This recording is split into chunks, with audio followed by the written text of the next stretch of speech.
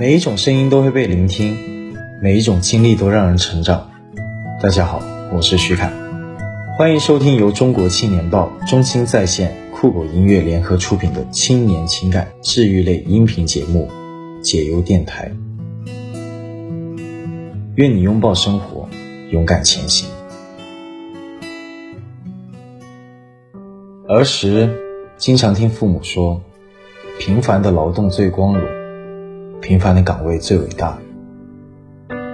眼看就要步入30而立的大关，萧然总是不断地问自己一个问题：我真的光荣而又伟大吗？在萧然的脑海里，发现那些天天出现在手机上的社会成功人士，总是神采奕奕地闪着光。他们或是在大城市财富自由，或是事业有成。他们是父母嘴中别人家的孩子，他们是朋友中羡慕的对象。再反观自己，每天坐在格子间敲击着键盘，拿着固定的薪酬，住着租来的单间，与那些成功人士相比，即将30岁的自己似乎一事无成，用不了几年，中年危机也会不请自来。日复一日的平凡生活似乎令他恐慌焦虑。我们所处的世界的确是在这样运转着，我们需要不断地创造物质财富去维持生活，满足欲望。物质财富到底有多重要？总有人调侃，若不幸有一天自己躺在了昂贵的 ICU 病床上，只有钱能续命。拥有越多的财富物质，越能主宰人生，从而越能成功，越能体会到成就感。平凡似乎是处于这种成功的对立面。在这种成功学的定义下，一个平凡的工作岗位不可能被分配到更多的物质财富。无论是自己多努力，收入的天花板就在那了。所以我们越渴望别人嘴里的成功，就越恐惧平凡。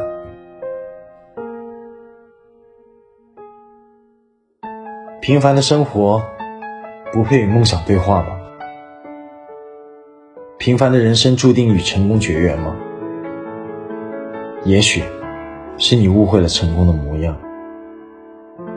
在存在主义哲学中，人是悬挂在自我编织的意义之网上的动物。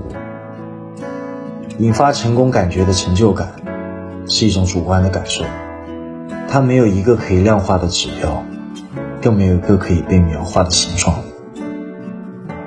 成功是广义的、多元又富有个性的。我们应去探索，发现属于自己的成就感，来摆脱盲目追求物质财富的无力感和虚无感。我们或许可以从下面这个故事中一窥平凡与成功的关系。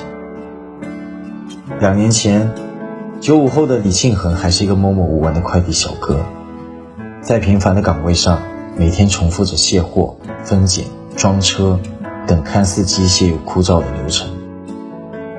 他却觉得自己的工作特别充实，有意义。因为干活麻利，工作踏实，李庆恒被公司派去参加浙江省第3届快递职业技能大赛。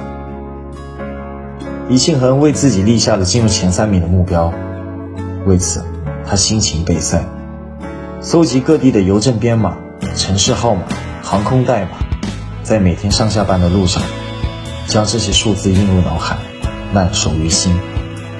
休息日跟着公司一线派件员一起送件，研究送货路线如何优化，弥补自己在派送环节的经验不足。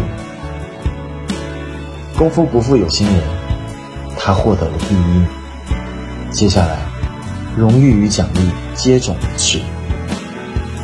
浙江省授予他浙江省技术能手的称号，杭州市评定他为杭州市高层次人才，奖励他100万元的购房补贴。高中毕业的他，凭借职业适应性测试的优异成绩，被浙江邮电职业技术学院录取，圆了大学梦。